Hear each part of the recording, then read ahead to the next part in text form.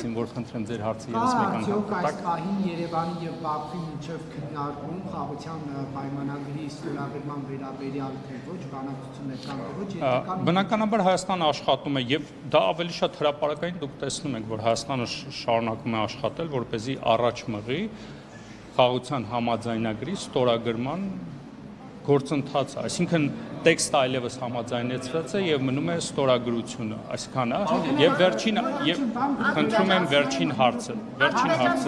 եւ վերջին Հայաստանի Հանրապետության սուվերեն տարածքից խաղաղության պայմանագրի ստորագրումը այդ հարցին բազմաթիվ անգամ տարբեր մակարդակով անդրադարձել ենք դելիմիտացիայի շրջանակներում այդ հարցը հասցեագրվելու է։ Եթե պատրաստ եք ստորագրել, ինչու՞ չի հրապարակում այդ համաձայնագիր գծիկ պայմանագիրը, պարոն Գերկյան, որ ժողովուրդը իմանա ինչ է ստորագրում Փաշինյանը։ Ինչու է ժողովրդի թաքուն պահում ստորագրելուց առաջ հրապարակում։ Նախ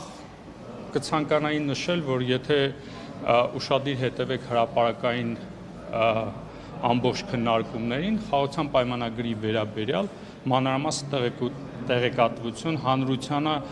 հանրության հետ կիսել եք։ Ես հասկանում եմ, խնդրում եմ, սպասեք։ Քանի որ խաղաղության պայմանագրի վերաբերյալ ամբողջ գործընթացի վերաբերյալ հրապարակային կիսվել են, ես հասկանում եմ, որ հանրային հետաքրքրություն կա պայմանագիրը ավելի մանրամասն իմանալու համար, բայց հաշվի առնելով, որ դեռևս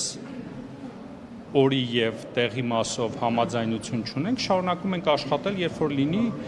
հրապարակային նաեւ տեքստը կներկայացնենք հապաղման ադրբեջանական ոչ թե հապաղման ավելի շատ դիվանագիտական մոտեցում է հարցին եւ քանի որ հրապարակային ենք եղել բանակցային ամբողջ գործընթաց կիսվել ենք հանրության հետ, ապա ես որևէ խնդիր չեմ տեսնում այդտեղ։ Ուղիղ կապ չկա Երևանը կոնկրետ տեղ առաջարկել է ադրբեջանական կողմից։ Կոնկրետ տեղ չէ, բայց Հայաստանը պատրաստ է քննարկելու, տեղը համաձայնեցնելու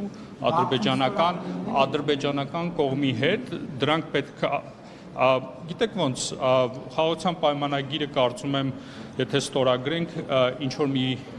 բալանսավորված տարբերակով կստորագրենք դա քննարկելու հարց է այսքանը շնորհակալություն